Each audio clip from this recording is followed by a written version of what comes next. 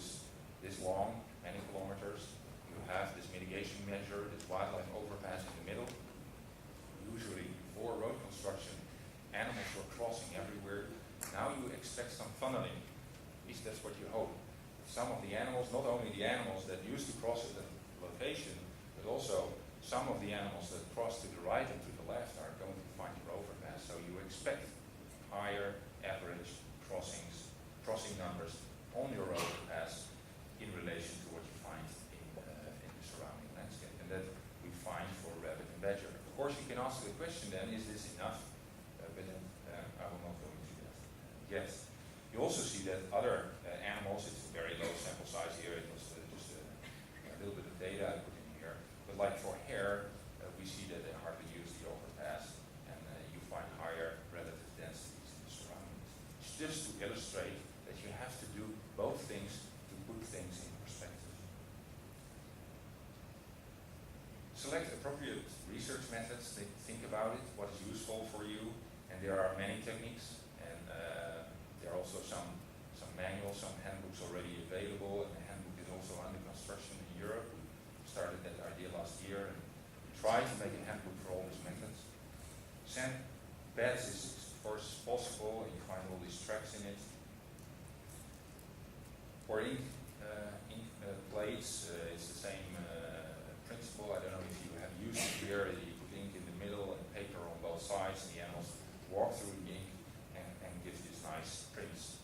Very pleasant because you take the paper home to your lab, and there you can do the identification, you can archive the papers, you can discuss it with others if there is an animal visible on it that is really new to the area or something, to have proof. Or you can go and jump into electric techniques like trail masters, wildlife counters, or cameras. The review I mentioned before is showing all these methods. All these methods are used, but there is a bias to tracking pets. We seem to like to rake sand. I don't know why. And video and infrared still cameras are used quite a bit. I recommend to go sometimes off the beaten track, to try something new. If we look at all the studies that are done so far, large species, large mammals, carnivores, ungulates are really, really overrepresented. And that is maybe because they are of highest interest, but maybe it's also due to the research methods that we choose. And try to use some new techniques. Try to use genetics, relatively new, because of course it's not a new technique. Try to use it in road ecology. To give you one example of a new technique. 1 minute? 5 minutes, great. I can manage that. We tried a new technique on this overpass. It is an overpass made for amphibians in part, and there is a kind of a wetland zone made on top. You can see that in this scheme here.